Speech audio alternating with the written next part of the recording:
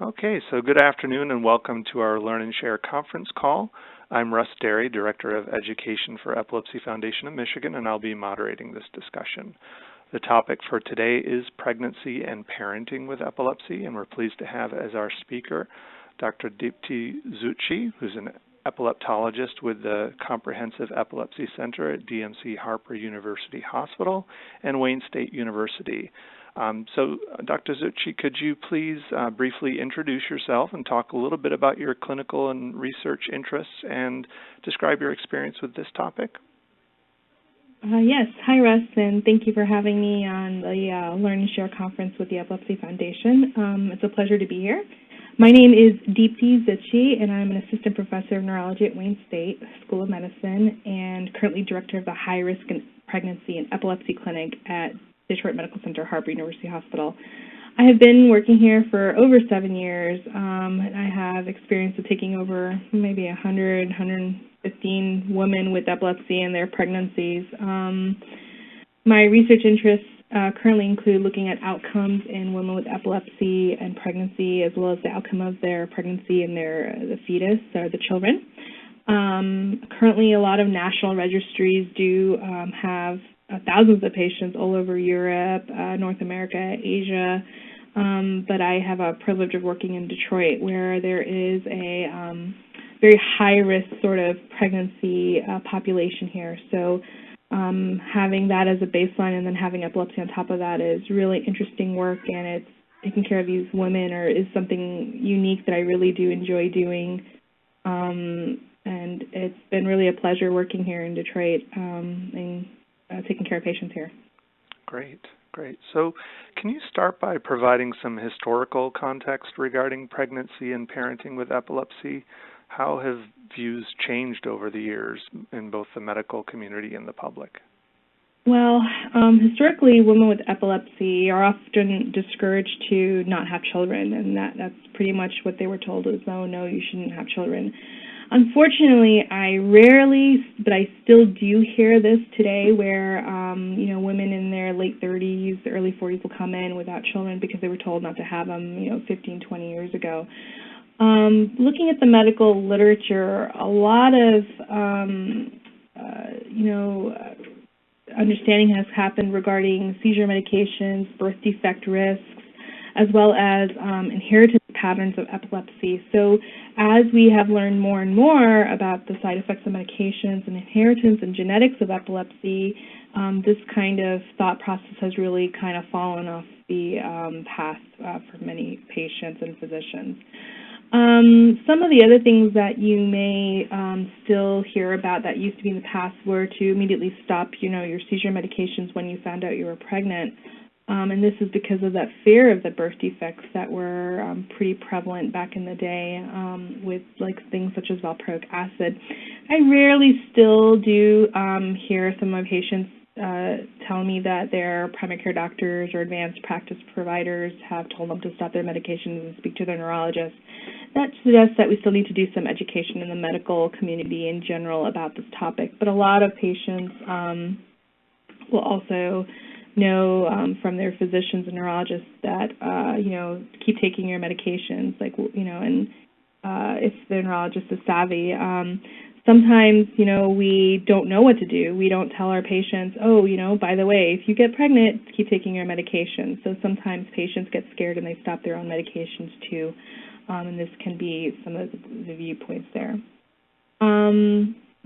Oftentimes many future mothers are quite scared because they go online, learn about the risks of their medications that they're taking, and they often stop their own medications, as I said.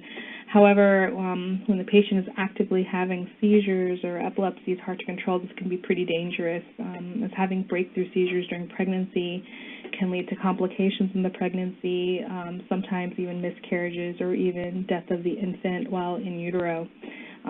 The mother may also experience a higher rate of mortality and other complications. So we really want to make sure that nowadays when we're educating our patients who are women of childbearing age who may not be planning a pregnancy, but sometimes, they are sexually active and it can happen.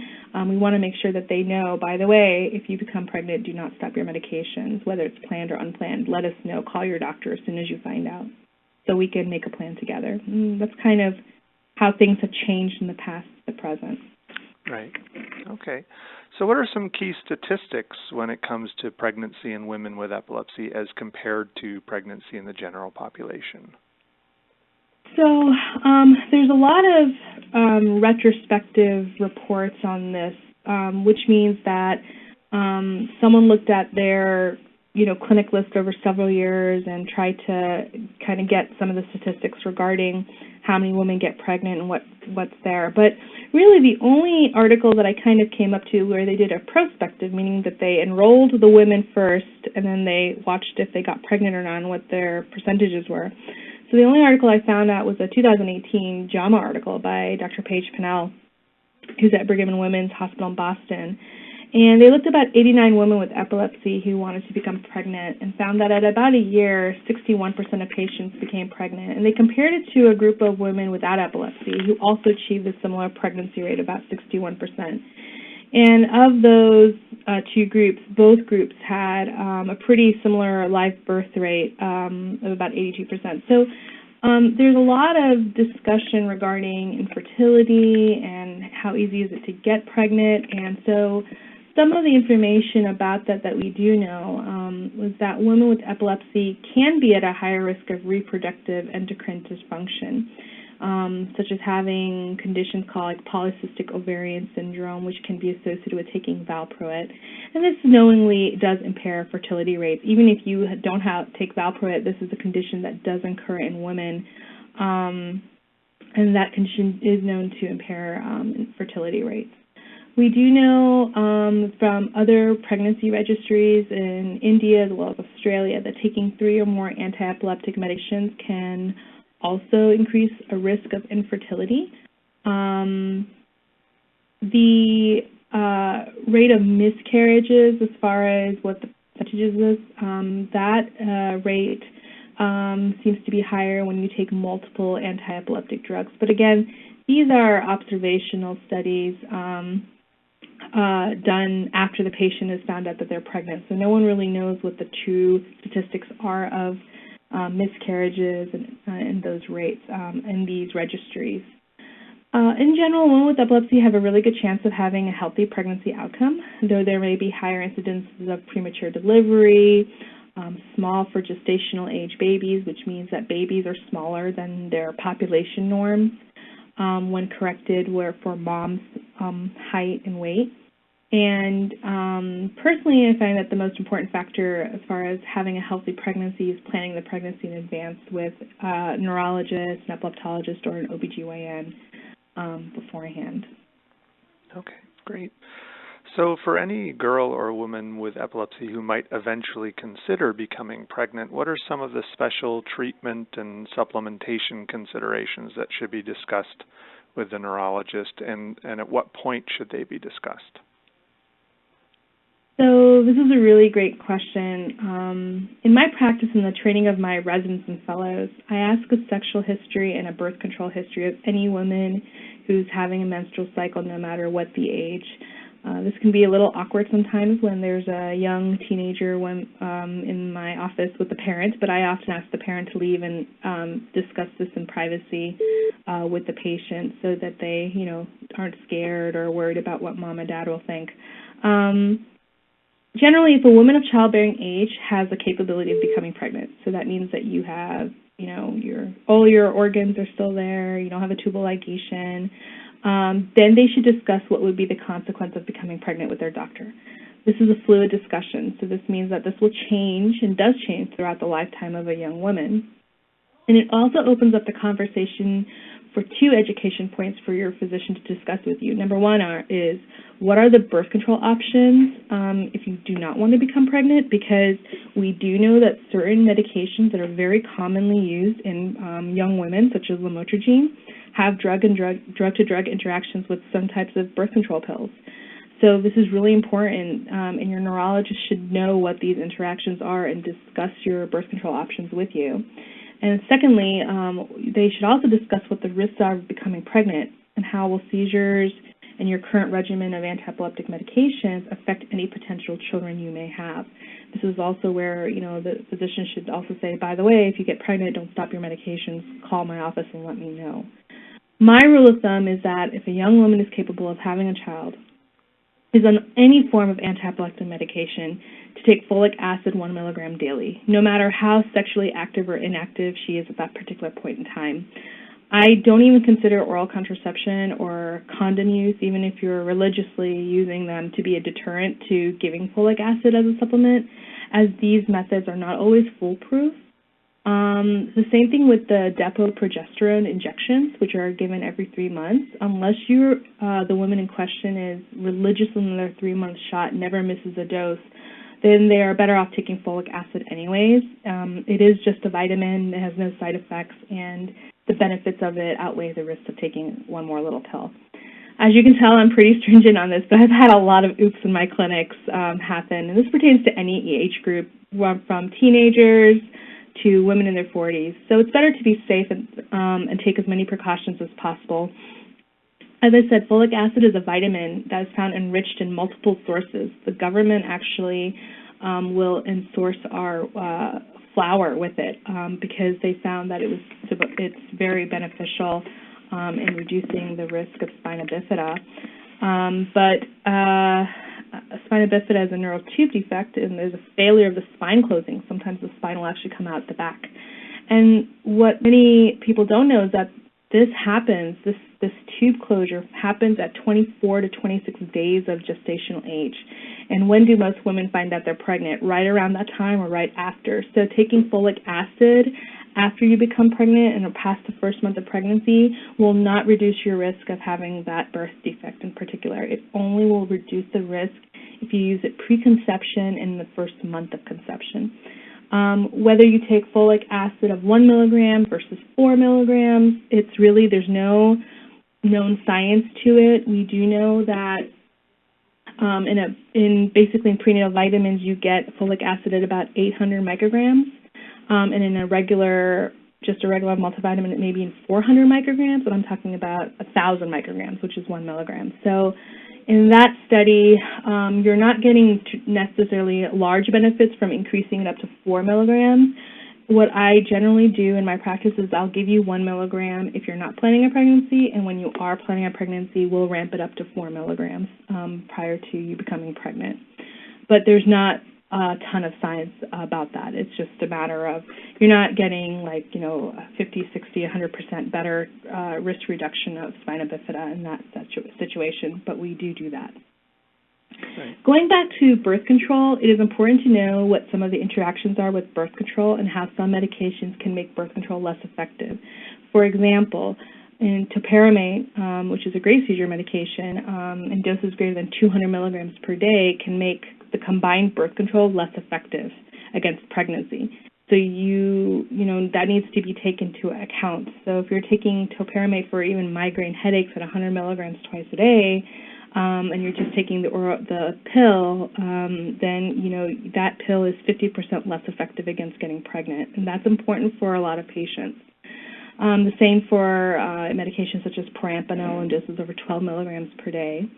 On the other hand, combined oral contraceptive medications can also increase the metabolism of certain medications, the most important, which is lamotrigine.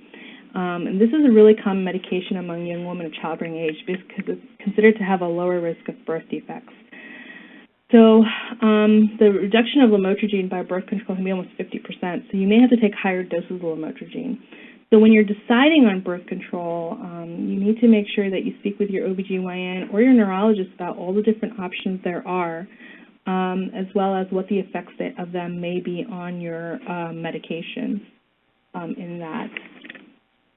And that's kind of a lot of some of the treatments before pregnancy and what should be discussed.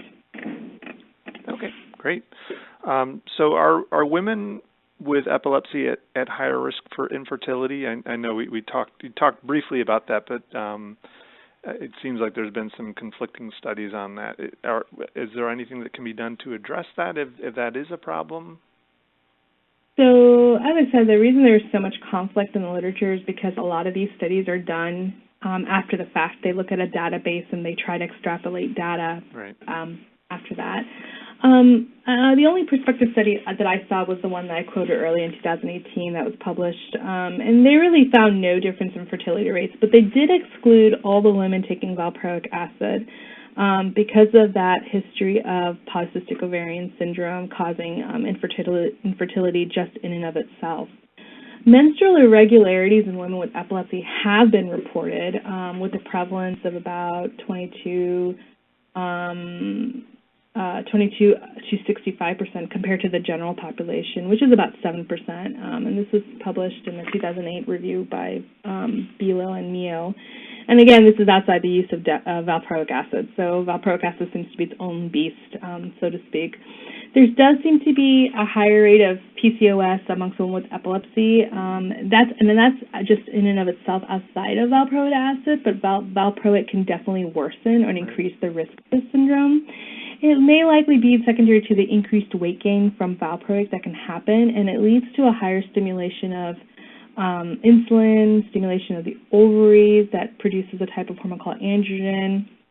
And the ovaries themselves can be stimulated to cause changes in the morphology of it. Withdrawing Depakote in these patients has been shown to be beneficial and can reverse some of the changes with PCOS as well. So, we follow the general rule of, if you're trying significantly for a year, you're not on valproic acid, then we do refer you to, an infertility specialist, just like otherwise kind of a thing. But in and of itself, there doesn't seem to be, in the prospective study, there doesn't seem to be necessarily an increased risk, but that is the only study that I've seen prospective. Okay, great. So a key part of deciding whether to pursue pregnancy as a woman with epilepsy is assessing the risks involved.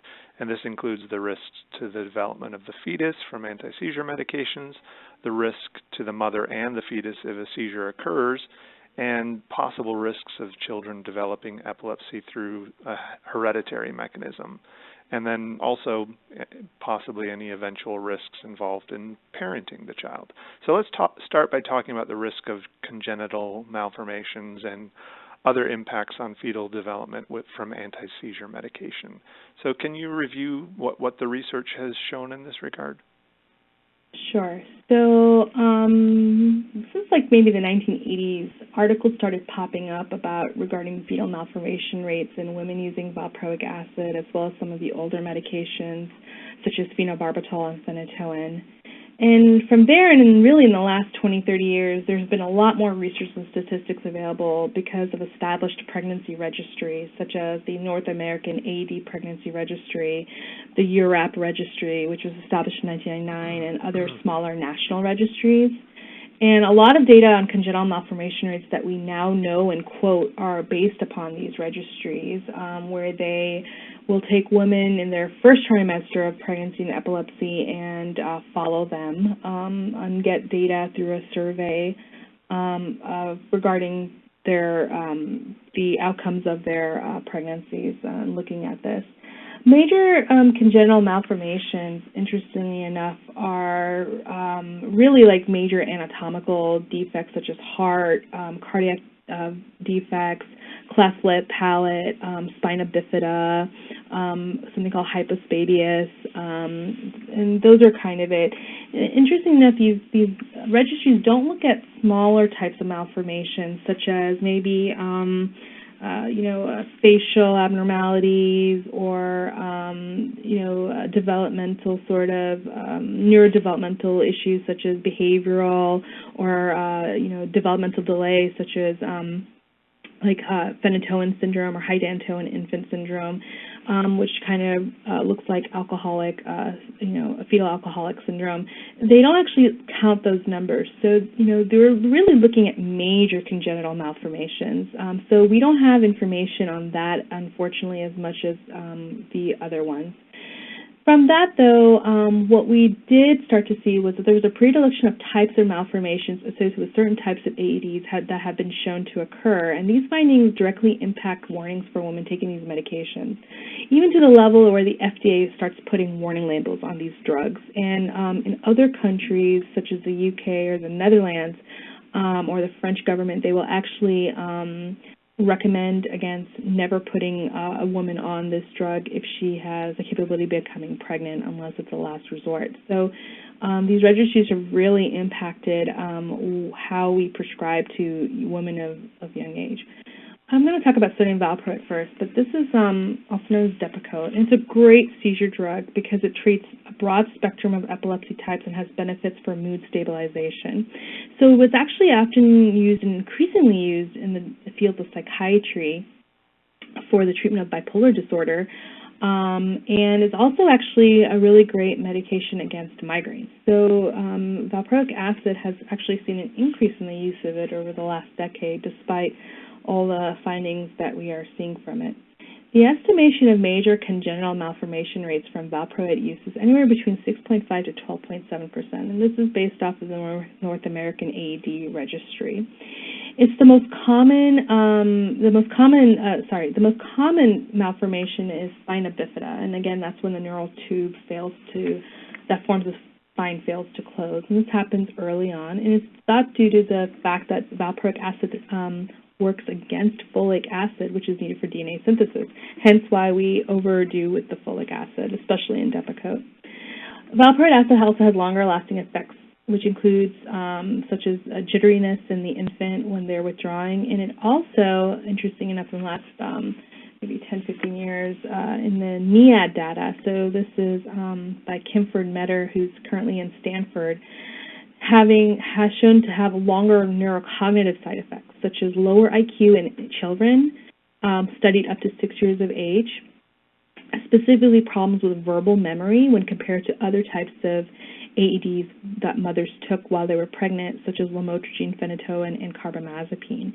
And it has such notoriety amongst those who treat epilepsy that the French equivalent of the FDA, as well as the UK Royal College of Obstetrics and Gynecologists in 2016 and 17, respectively, have recommended banning the use of this drug in pregnant women for this reason. Earlier this decade, so about 10 years ago, a major warning came out of the use of topiramate in the first trimester of women who are pregnant because it was linked to oral and palatal clefts in children. This is when, you may have seen pictures, but when the lip or the palate, they have like a kind of a hole there and it doesn't form properly. And the risk of this malformation with topiramate is about 3.4 to 7.4%, so not low compared to other other medications out there.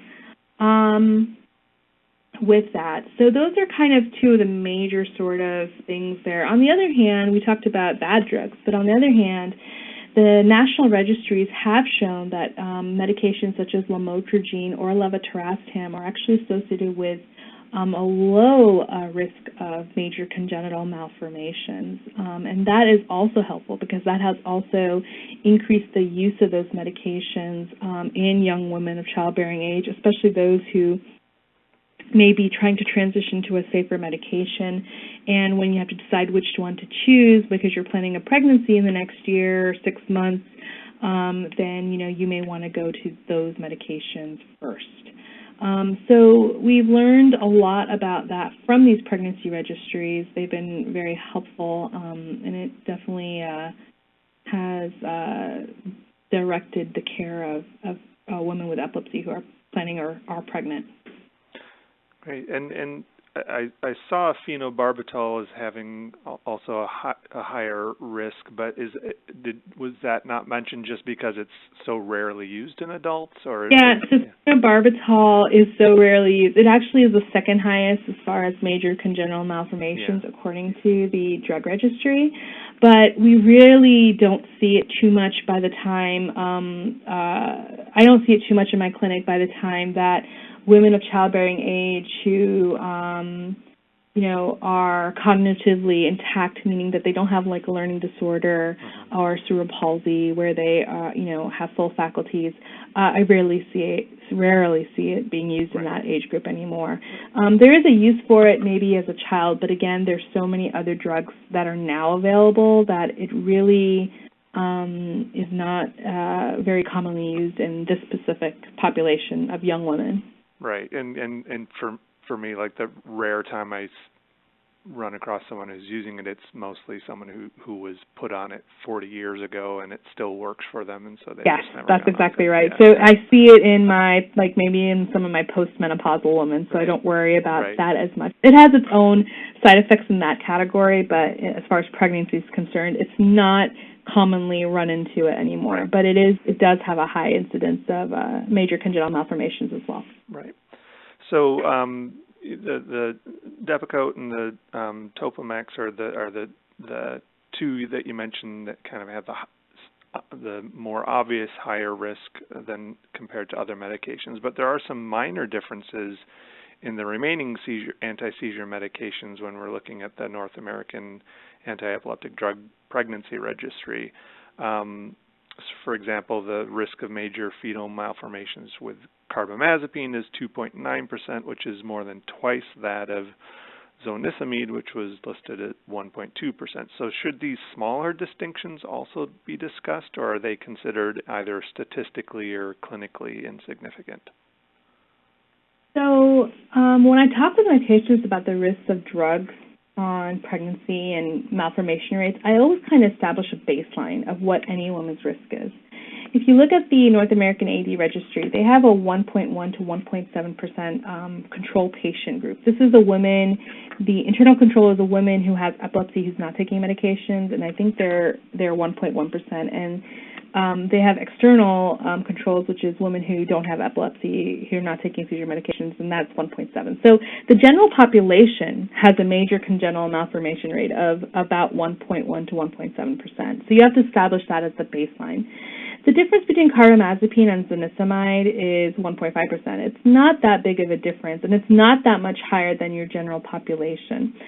You have to, I feel like you have to be honest, you have to be upfront, you have to disclose it. So you don't want to, you don't want to ever say 0% because that's not true. But you also don't want to, unnecessarily scare, a mom-to-be that, this is a potentially high risk. You have to put it in, kind of perspective against other drugs that they may be on. Congenital malformations, when they do happen, it can be quite a devastating experience for mother, for baby. This can be, have lifetime consequences.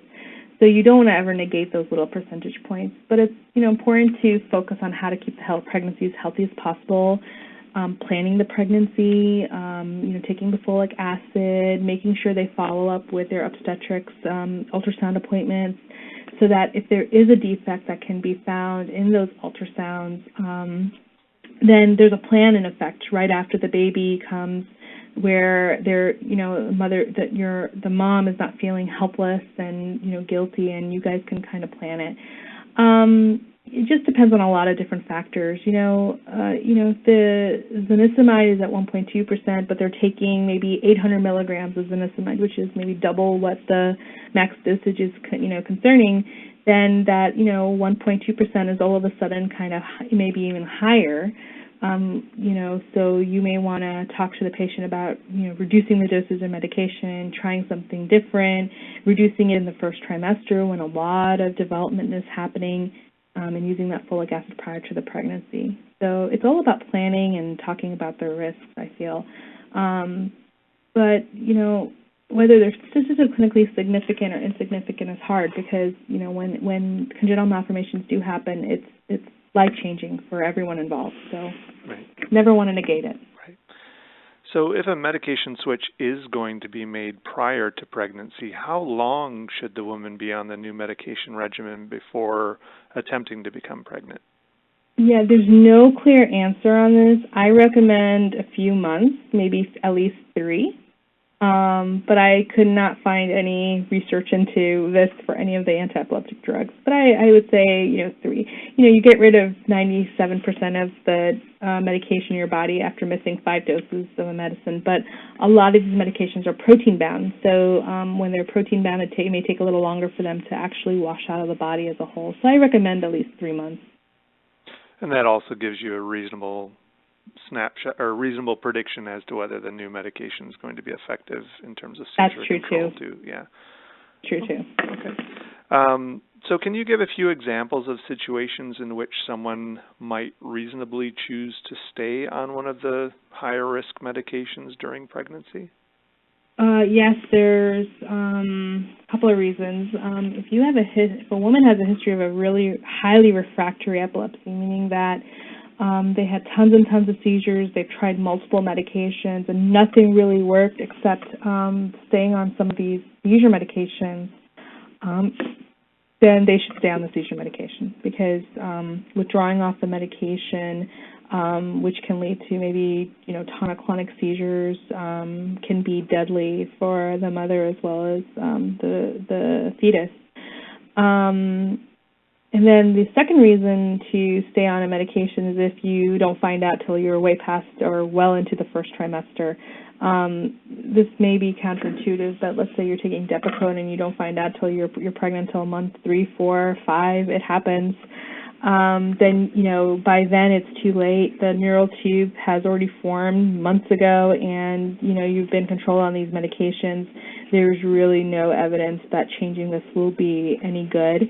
And you also don't want to change medications and expose the fetus to yet another anti-seizure medication, no matter how much safer it is. So we also don't want to expose. We don't want to expose that embryo to multiple seizure medications, because we do know that polypharmacy or taking more than 1 or 2 seizure medications increases the risk of birth defects, and that first trimester is really key.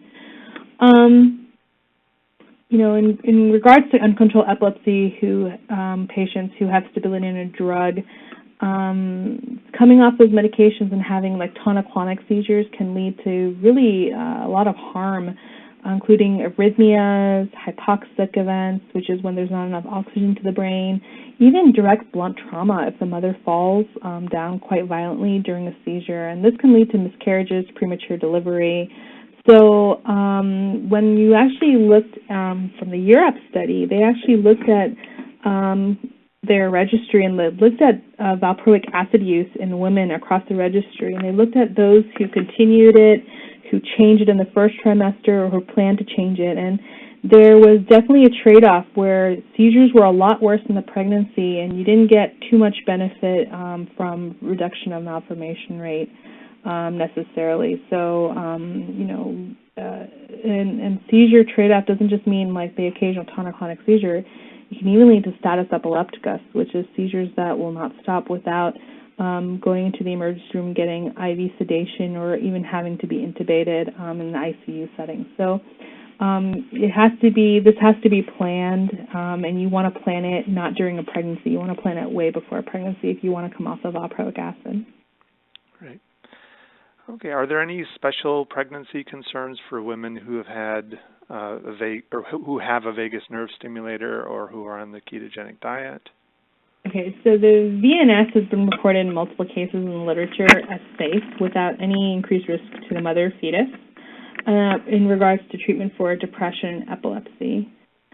The ketogenic diet is getting a lot more usage in adulthood and adult patients. So interestingly, actually, pregnant women naturally may experience ketosis on and off throughout their pregnancy due to a low carbohydrate but adequate caloric intake. So that means that they're eating healthy, but they're not taking as much carbs in. So they're kind of doing their own diet. So this can actually happen naturally in pregnant women. It's not to be confused with starving, which is not eating enough calories at all or not eating at all, which can be actually really dangerous for the fetus.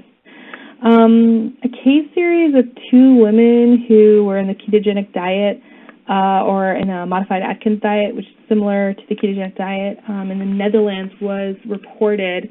And they had and out of the two, one was a normal pregnancy, the other one had complications of seizures during pregnancy, required lamotrigine on top of the ketogenic diet, and the outcome was some bilateral ear deformities.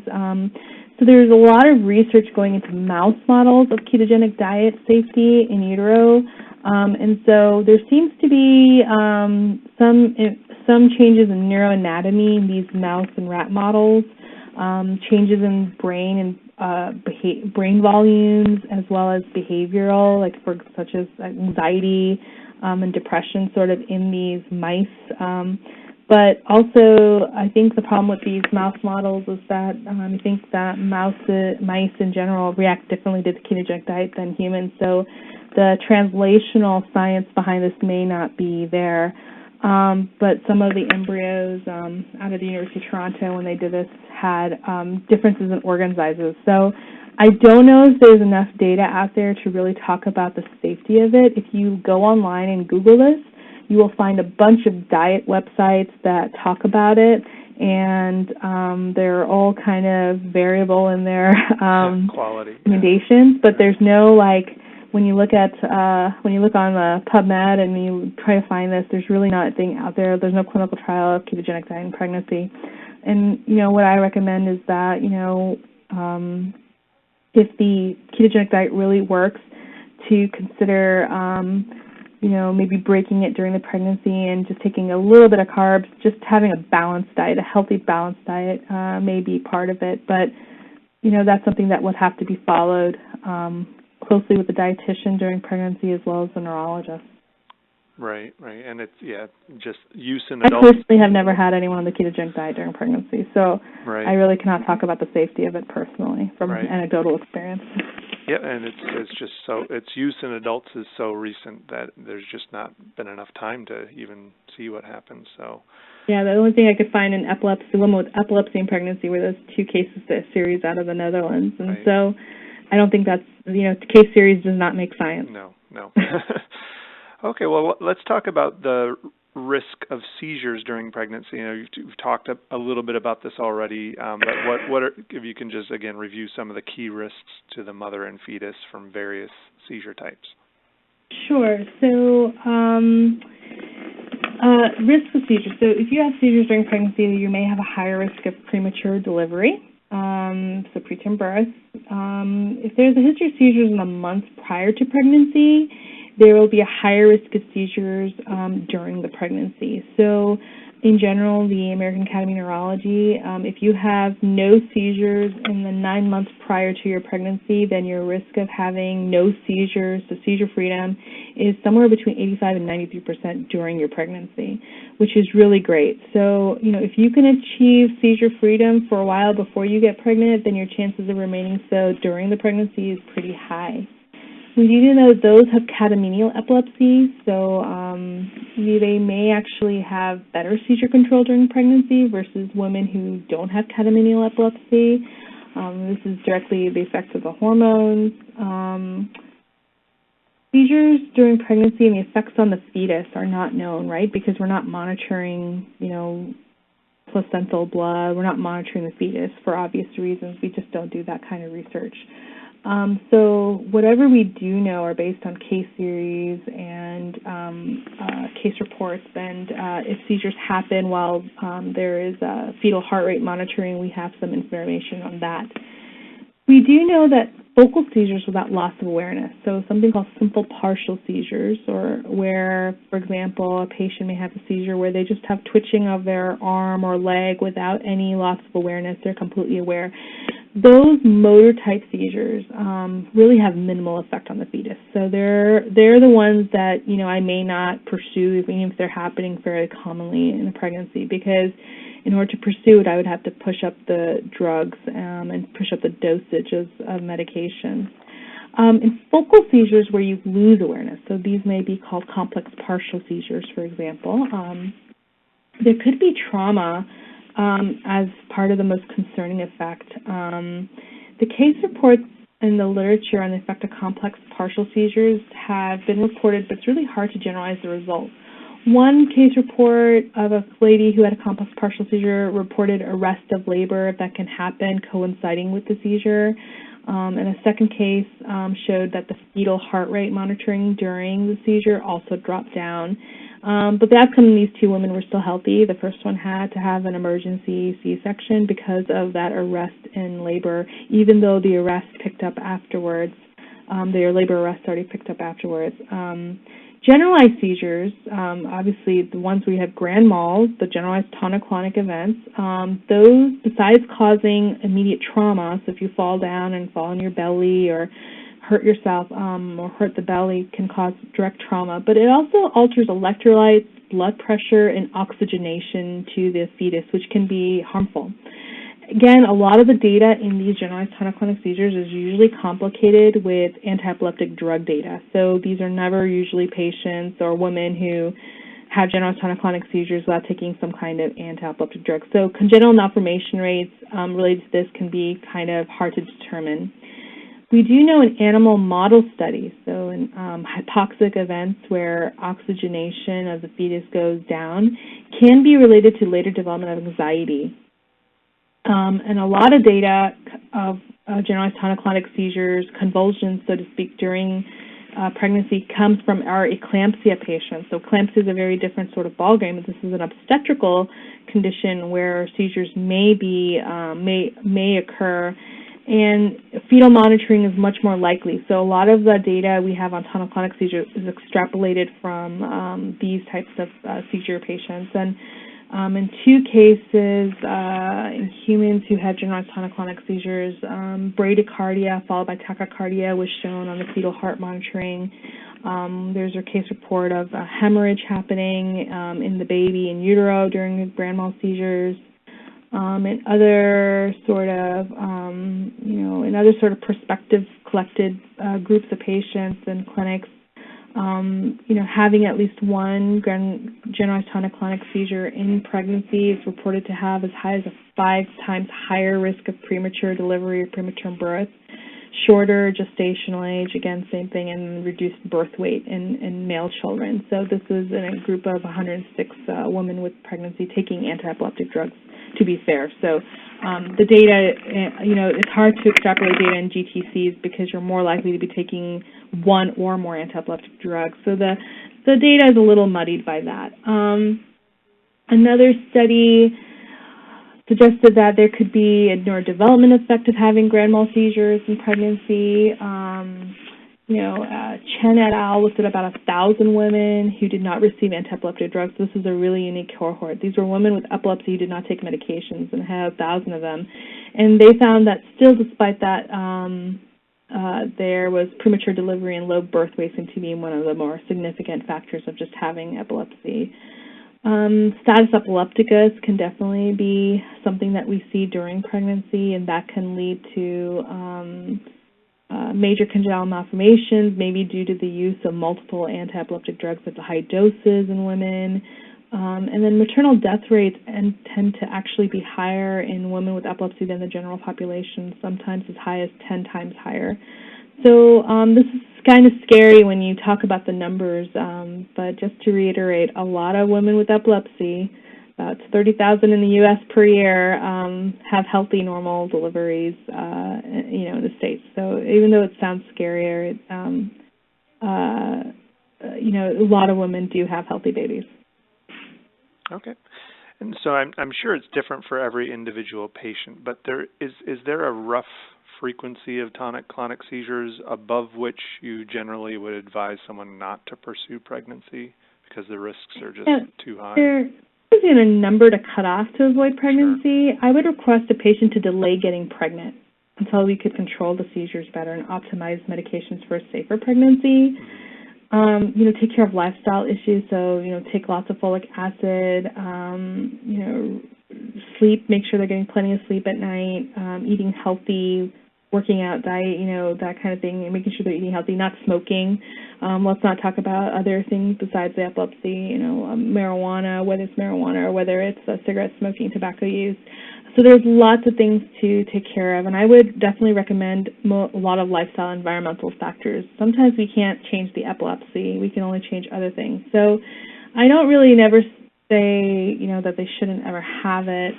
It's more of a matter of delaying getting pregnant till we can get to be at the best we can be. If the patient's having one every couple of months, that may be an acceptable risk. If they're having, 2, 3 per week, then the conversation will definitely be a lot different in that sort of aspect. Okay.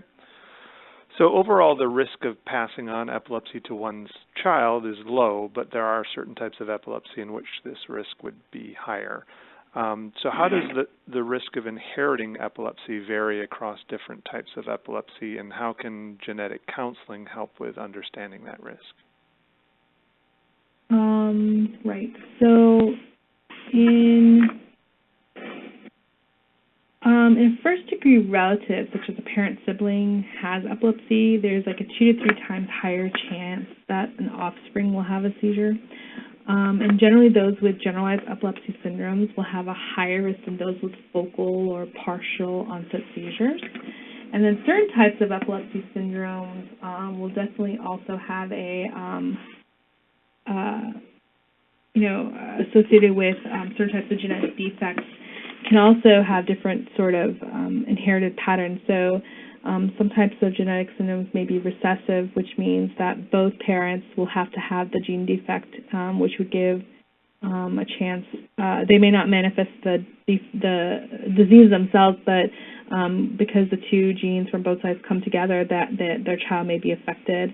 And then certain types of epilepsy conditions can be dominant, meaning that they only need one parent to have it. And, in general, like something like autosomal dominant nocturnal frontal lobe epilepsy, you may see multiple family members in each generation that can be affected because they only require one copy. So there's lots of those sort of effects on that. In general, if there's a strong family history of seizures or epilepsy in the family, they have multiple generations, they're kind of scattered, then a genetic counselor definitely can be helpful in determining, number one, what the genetic condition is through genetic testing, how it can be transmitted or inherited, thus giving family members more information regarding future generations, and then counseling about what these mean. Sort of, so to speak. So there's definitely a place in that.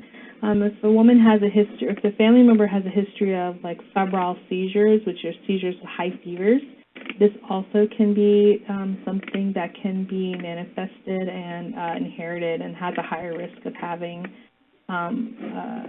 inherited epilepsy patterns. But in general, what I quote is that if mom has a generalized epilepsy syndrome, primary generalized epilepsy syndrome, then the risk of a child having it is somewhere along 5 to 6% in that sort of time frame. Okay. So we'll talk a little bit more about parenting with epilepsy later, but in terms of risk assessment and the decision as to whether to pursue pregnancy, can you give a few examples of situations where parenting concerns might influence that decision? I think the biggest thing that having really bad epilepsy and not having a good support system is probably the most challenging thing, where you really have to think about the consequences of taking care of a child alone when you have epilepsy. Imagine being alone with a small child or infant and having seizures, and without support from family, friends, neighbors, it can be dangerous to give your child something as simple as a bath. Because if you have a seizure while giving an infant a bath and they can't get themselves out of the bathtub, or something happens while you're having a seizure, you knock over the water pail and the water overflows, or you turn the tap on while you're out, something like that, that can be really dangerous to your child. Same thing with if you have a seizure and you're taken to the hospital and you have a child, it's really hard. So I think those are things that should be considered as far as parenting concerns. Children require a lot of stability, and thinking about having a lot of seizures and having a child. I think those are the main things that I've seen personally as far as some challenges some of my patients face. Sure. Okay, so pregnancy is associated with a variety of physiological changes over its course that can impact seizure frequency, either directly or indirectly. Can you review some of these changes and what can be done to prevent any negative consequences? Sure. So hormonal changes can sometimes be a good thing. It can actually result in lower seizure frequency. I follow the rule of 30%. 30% of the time your seizures may get worse, 30% of the time they may get better, and 30% of the time they'll stay exactly the same. That's what I quote to my patients. It's kind of a rough quote, but it usually is a pretty good rule. Changes in body weight and medication metabolism, such as the way the liver metabolizes drugs, or if your kidneys are going in overdrive because you're getting rid of all your water, which we can all relate to if we've been pregnant before, can affect drug levels in some medications. But the ones that it actually can affect really a lot more of is lamotrigine and levetiracetam. And these are the medications that are the safest in pregnancy. So they're actually really commonly used in women of childbearing age or in women who are planning a pregnancy and are switched to a different medication. And the way to circumvent these problems is by doing routine monitoring of drug levels and adjustment of medication doses. So what happened was when lamotrigine first came on the market, the women who were taking it during pregnancy were all of a sudden having worsening flurry of their seizures. So actually, people thought that lamotrigine in pregnancy was actually worsening seizures. But what we found out in the mid-2000s was that lamotrigine is metabolized by the liver increasingly during pregnancy, especially into the second and third trimester. And nearly 50 to 60% of your lamotrigine is metabolized. So even though you were taking maybe 200 milligrams twice a day of lamotrigine, your body was only really keeping maybe 100 milligrams twice a day of it. So the reason there was worsening seizure frequency is because of this increased liver metabolism. So the reason you want to have drug monitoring if you're taking some of these seizure medications is to maintain your drug levels. So this requires you to do maybe monthly levels, I would say at the least trimester, once a trimester levels, if not monthly, of lamotrigine and levetiracetam, which was also found to go down by nearly 50 to 60% during pregnancy. The way to counteract this will be to actually increase your dose of lamotrigine, which is really hard to get through because, you feel like you're taking a lot more drugs, you don't want to harm your child, but your child isn't actually getting exposed to that higher dose. You're just trying to maintain your baseline level. And then the important thing to remember is that this is temporary. So right after, in the first week or to 2 weeks after you deliver, your body just returns back to its normal metabolism. So this temporary increase of your drug, sometimes it can be as much as double your baseline dosage, needs to be rapidly decreased right after your delivery, and that needs to be a plan that needs to be made in your 7th or 8th month of pregnancy with your neurologist as far as how you go down on your medication back down to nearly your baseline dose, so that you don't become toxic on that high dose after delivery. Drug levels and adjusting your drug doses are really important depending on what medication you're taking. Sleep deprivation is a serious consideration. Insomnia in the third trimester, it can be really problematic. It happens to many women. It's a pretty normal response to your body basically preparing itself to stay up at night to feed your baby. Hydration is really important, so keep staying hydrated. So those are kind of some of the things that you can try to, do. Daytime naps if you can. Insomnia in the third trimester, I would never recommend daytime naps in someone who just normally has bad sleep because it can really ruin your sleep even further. But, daytime naps is perfectly acceptable in your third trimester, just so that, especially with epilepsy, that kind of keeps your stress levels down. And then try to remember that thousands of women with epilepsy have healthy pregnancies, so you could try to relax too. You're taking your medications, your prenatals, your folic acid. Hopefully your seizures will be well controlled, and you're following with your obstetric and gynecologist and getting your ultrasounds done. So this is just something that we have to kind of get through and work together. But definitely, depending on your medication, you should have a plan of action with your neurologist through your pregnancy on what to do with your medications, doses, and drug level testing. Okay, great. So what recommendations do you have in selecting an OBGYN and promoting good communication between this physician and the neurologist? So if you have active epilepsy, you should consider a high-risk obstetrics obstetrician or a practice with maternal fetal medicine specialist. They ask if they have experience taking care of a woman with epilepsy, and then ask your treating neurologist or epilepsy doctor if they do. Ask them what they anticipate doing over the 9 months of your pregnancy and after delivery. If they plan on just seeing you like once, maybe ask about the effects of pregnancy on your medication so you understand if it needs to be monitored. Some medications don't. Make sure you plan a pregnancy. Your doctor should maybe attain a baseline anti-epileptic drug level. So to establish like what your level is in your body prior to getting pregnant, because we know that some medications are affected by your pregnancy and metabolism, as I just explained. So if you're seizure-free and you're taking lamotrigine and your drug level is 8 to 10 over the last year and you become pregnant, then your neurologist will know that their goal will be to increase your medication slowly over the pregnancy, but to try to maintain that 8 to 10 level in your body, because that is your seizure-free level. You may be safe at 6 milligrams, you may be safe at 4, but what you don't want to do is take that chance, because if you do have a seizure at 4 and you have got, forbid, a miscarriage, then, that is something that, we should have been trying to prevent by that. So there's really no way of knowing what anyone's safety level is. If you have the time to do it and you want to do it, then you say you want to come down on your medication to the lowest possible, safest level for pregnancy, but still have seizure control, then, before you get pregnant with your neurologist, you should try to come down off of your medication at that point and watch your levels as you maintain seizure freedom. This is a chance, because there's no way of anyone saying that you are going to remain seizure-free if you come down on your dose. Sometimes you may have done this in the past where you missed 2, 3, 4 doses of your medication. You had a breakthrough seizure, in which case that would tell you that you probably shouldn't come down on your medication. So it really is a very individual sort of situation. You really have to talk to your neurologist or epileptologist about safety.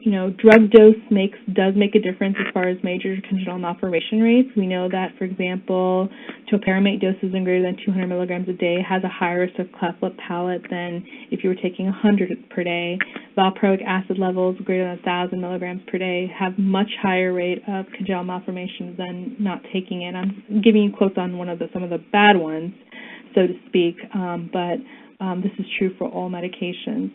There is a dose effect. So you really have to have if you're planning a pregnancy, you really need to tell your doctor you're planning a pregnancy, and then they should spend some time counseling you on what to expect during the pregnancy, how they're going to watch you during the pregnancy, what are some of the plans they will have in effect in case you do have a breakthrough seizure, and then counsel you on what the risks are to you and your future child if you do become pregnant on this medication. Okay. So should women pursuing pregnancy ideally see an epileptologist, or is a general neurologist sufficient? Or I imagine it probably depends, right? Yeah. So, if you have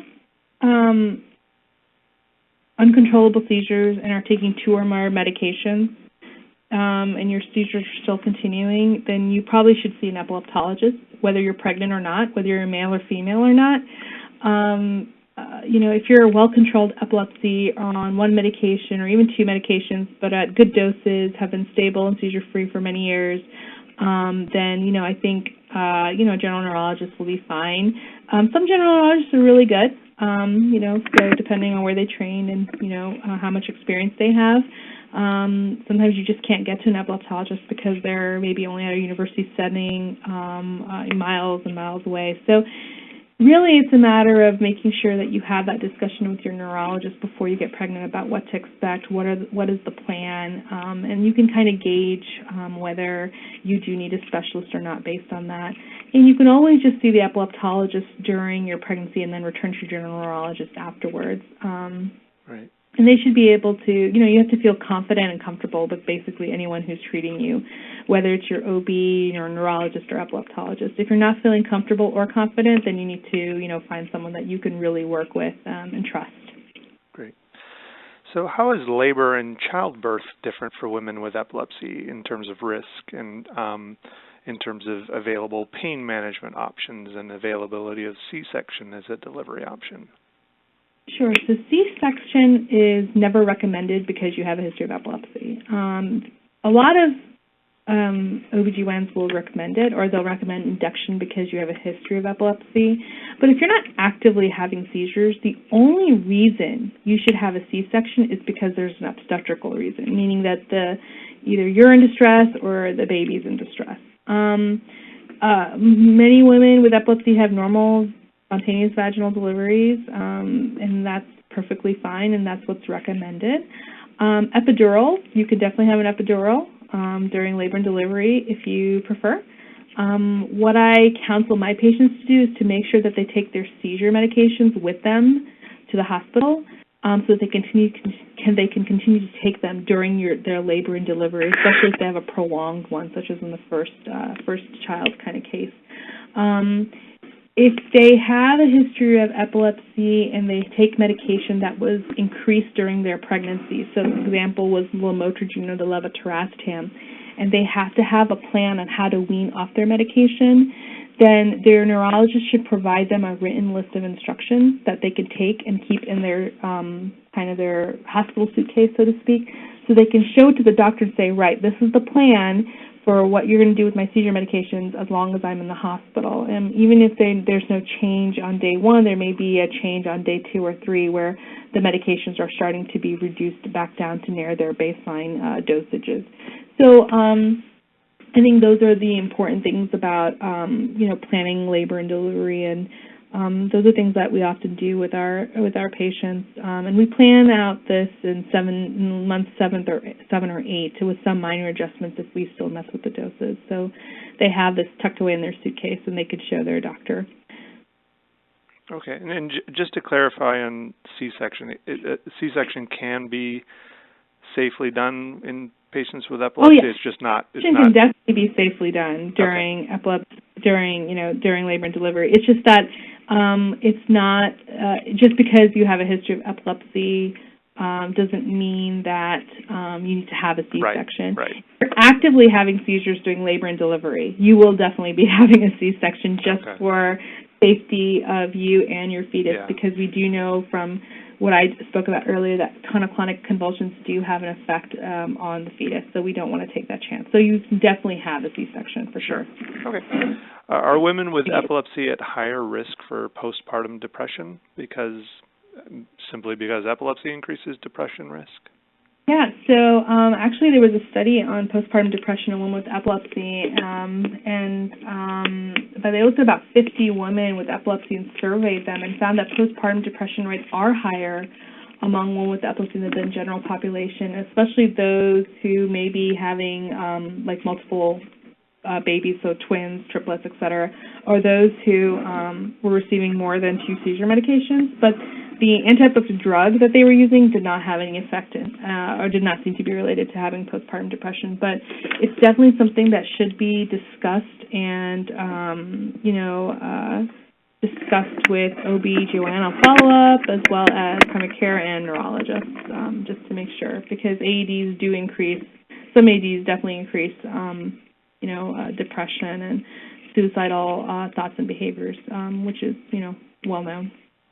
Okay. And similarly, are women with epilepsy at higher risk for seizures from eclampsia simply because they are more prone to seizures? No, I don't think eclampsia, but preeclampsia, hypertension, and bleeding seem to be what they're more prone to having. But I didn't see any information about eclampsia. Okay. So to what extent is anti-seizure medication passed on to the baby through breastfeeding, and does that pose any risks? And if so, is there anything that can be done in terms of dosing or timing of feeding to minimize that risk? Actually, so at the last American Epilepsy Society meeting in Baltimore, they released some new information. And so we know that the older AEDs, so phenytoin, valproic acid, carbamazepine, are less likely to be in breast milk than some of the newer medications, such as the levetiracetam and lamotrigine. But the new data shows that the actual drug levels and transmission of these levels in babies are really low.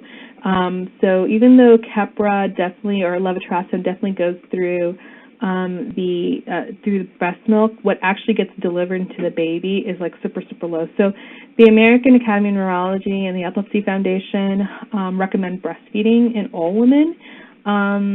In fact, the NIAD study by Kimford-Metter, who looked at IQ of children who were fed breast milk, they found that even those using valproic acid who had the lowest IQ, that breastfeeding actually significantly did increase their IQ, with the most significant finding in those taking valproic acid. So, if you're concerned about, taking anti-epileptic drugs and breastfeeding, you definitely should not be discouraged to do it, but just monitor, your baby's weight, which you can do through the pediatrician's office. Make sure that they're not too sleepy, that they're able to, latch on to the nipple, and they're not, excessively sleepy. And then if they're doing really well and thriving, then, go for it. The benefits of breastfeeding definitely outweigh the risks of doing so. But every case is very individual. Sure. Some women may be on 3 or 4 anti-epilepsy drugs, in which case I can understandably, know that they may choose not to breastfeed. But I definitely never discourage it. Right. Okay. So for mothers who are not seizure-free, what precautions do you recommend in terms of holding babies and toddlers? Yeah, this is a tough question because, mothers and babies need that physical connection. It's really important for bonding and health. I recommend that they do everything possible they can with their baby, but there are certain activities where they may want to have someone with them. So, biggest example I have is giving a bath to a child or an infant, especially in a bathtub. Having an adult there, or someone who can help in case the mother has a seizure. I think that's like the biggest safety thing. Going up and down the stairs and carrying a child, if they can avoid that, that would be great. Definitely I recommend that they do not co-sleep with their baby. I know that there's a lot of this going on anyways, but,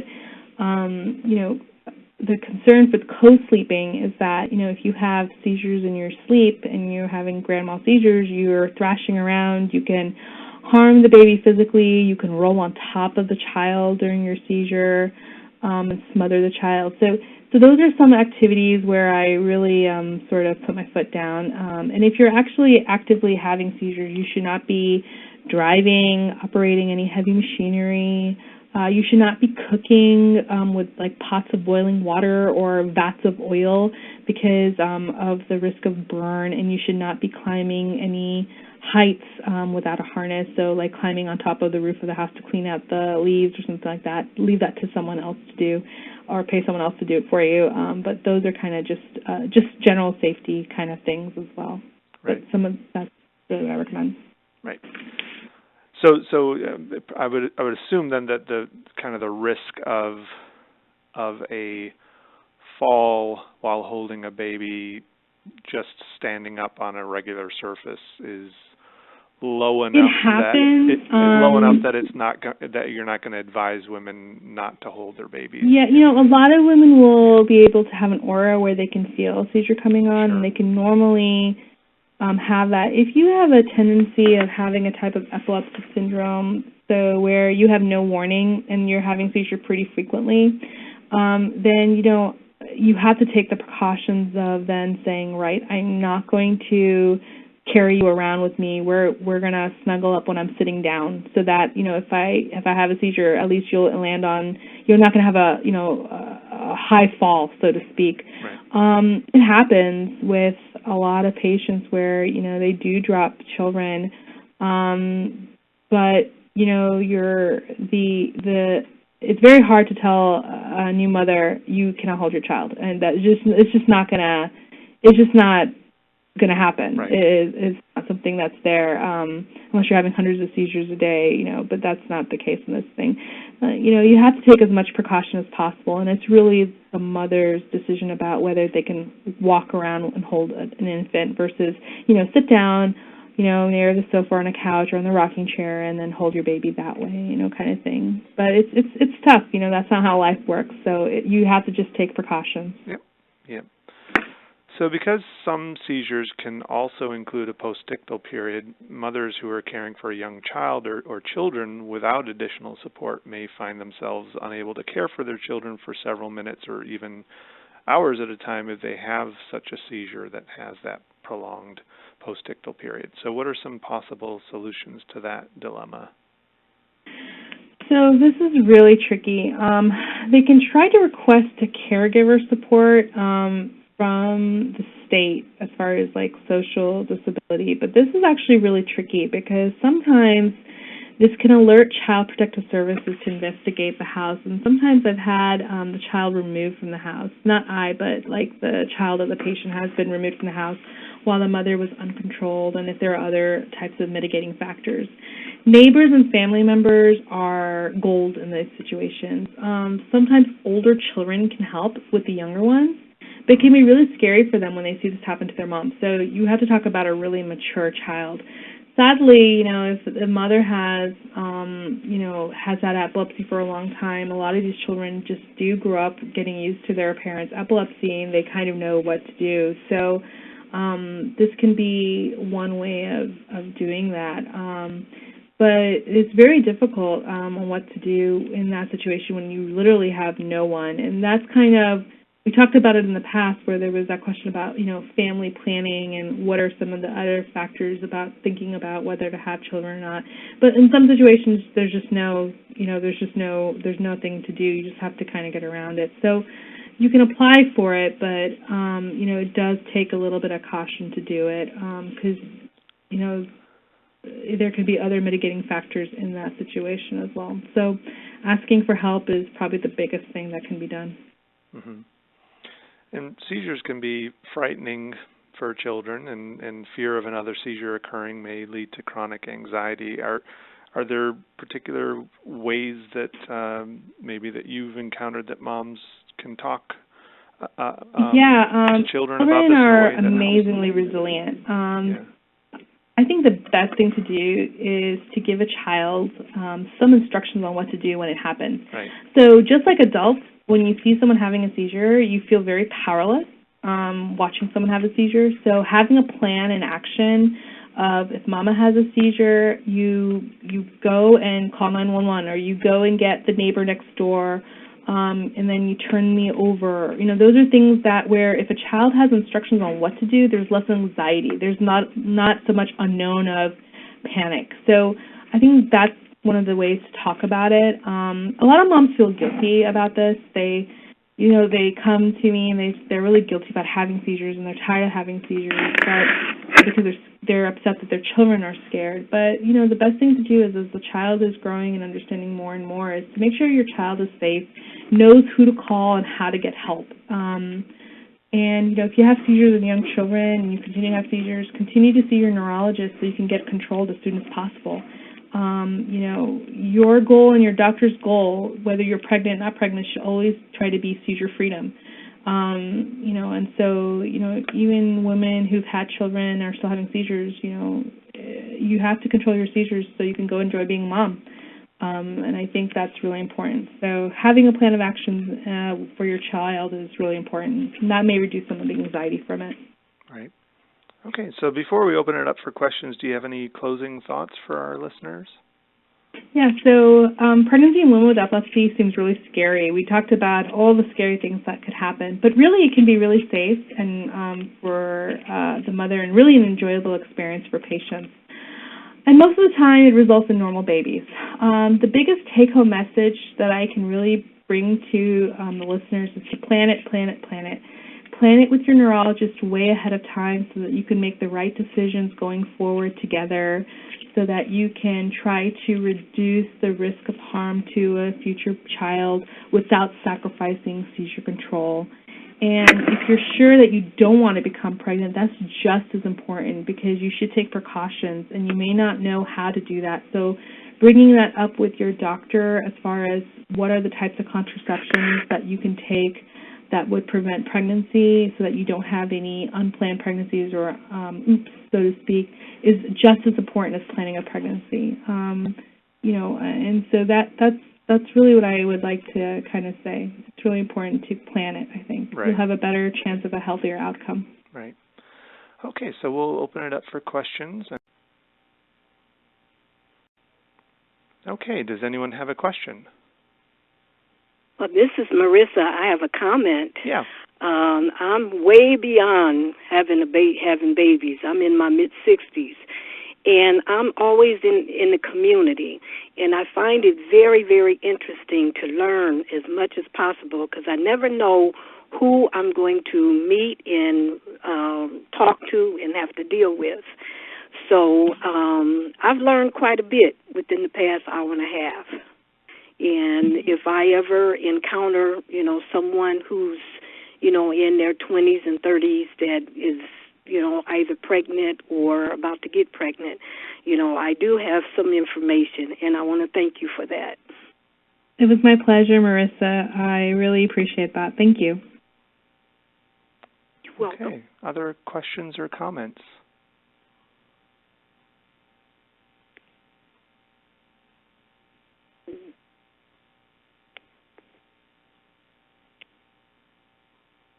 Okay, we've got quite a bit of time left still, so if anyone, I'll give you another few seconds to think about it if anyone has any questions, but otherwise we can wrap up the call a little early if we don't. I had a question. This is Hannah, and I'm a pregnant wife of someone with epilepsy. So I don't have epilepsy myself, but we're looking at parenting. And so with my husband's seizures, they're primarily based in his sleep cycle. So he has not, at least to this point, had daytime seizures. So it's a relief to hear some of, you know, there's some good perspective here that this conversation has brought. And especially also having, you know, the husband with epilepsy versus myself. But I am curious because he has some challenges with executive functioning and like processing, if there's any sort of anticipated sort of challenges that we might be looking at that you're aware of that maybe I'm not. Because his seizures or even a resource to to look into. So because of his seizures and his sleep, you know, the main thing is make sure you guys don't co-sleep. That's the biggest thing. Oh, no. You know, absolutely not. So that's probably, but that's actually great because then there's a little bit less limitations on his day-to-day activities. He should try to get as as he can, just to maintain, you know, his seizure rate, because I know, like, you know, and unfortunately, I hate to say it, it falls upon you to take maybe the brunt of the waking up at night kind of a thing, but, like, let him feed in the daytime kind of a thing. You know, like, he can absolutely hold the baby and feed out of a bottle if you guys are going to do, like, a pumping kind of situation where he can bottle feed her time and you can get some sleep as well. Sort of thing. You know, executive functioning issues with that, you know, so just like now, keep it simple. I think, like, if you give too many instructions at once, that's probably where things get a little jumbly, right? Okay, sure. Yep. I mean, I don't know, but I assume that's the case. So keep things, you know, keep instructions simple. You know, he should absolutely enjoy having a child. The first couple of months is going to be a little stressful because you're going to be dealing with a lot of new. Is this your first child, by the way? This is our first child, and he's super excited. No, it's phenomenal. I wish you the best, but, you know, you're going to deal with a lot of differences in your schedules. So, you know, for him, as well as you, try to avoid sleep depriving him overnight, but then give him a lot of the stuff to do in the daytime so you can get some rest. Keep things simple, keep things organized so he knows, okay, diapers are here, baby bottle is here, kind of thing. Bathe the baby together, enjoy that, that's a great experience. And you kind of, it'll be fine. It just depends on how much executive functioning issues there are, but keeping tasks simple for him, and like maybe written down if he works in a way where he's visual and he can like look down at a list of things and work through that. Work to his strengths as far as executive functioning is. So if he does well with the visual list of what to do, then give him that visual list every day and say, right, do this for the baby, give the baby this bottle, change the diaper every 2 hours, check the baby, and then, kind of thing. And that he'll get used to it and it'll become routine for you guys very soon. Yeah. I think that's really good advice, just to do one instruction at a time, so he doesn't. That's the challenge primarily that I've noticed is being able to prioritize. Like, what do I do first? What do I do second? How do I hold on to these two ideas at the same time? So I have some concerns, like if he's parenting on his own when I'm working, because he works part-time and I work full-time, so he would be alone with the baby, not sleeping. And just trying to figure things out. So, he could always call and that kind of thing. He can call, and then, you can always give him, like, a timeline of things. And then within a very short time, I suspect that it will become routine for him, and the new routine. So he might be someone who is used to doing things a certain way, and this will just be, he'll just have to get used to this being a certain way, but then he'll get into the routine of it, too. Right. Or maybe even having, like, a backup person that he could call if I'm busy at work, like his mom or my mom or something like that. Absolutely. So he has a couple of people to go to, just so he doesn't get stuck. Exactly. Part of that's just probably a normal mom thing, trying to like let go of having control over everything.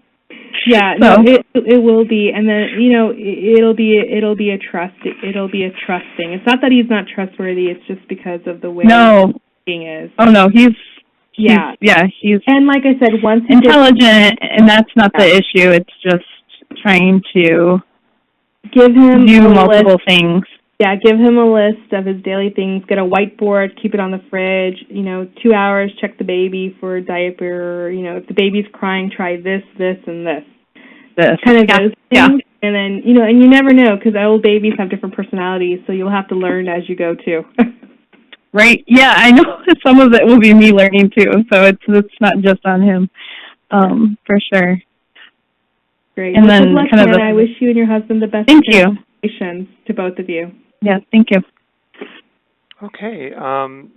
Any other questions? We've got a few more minutes.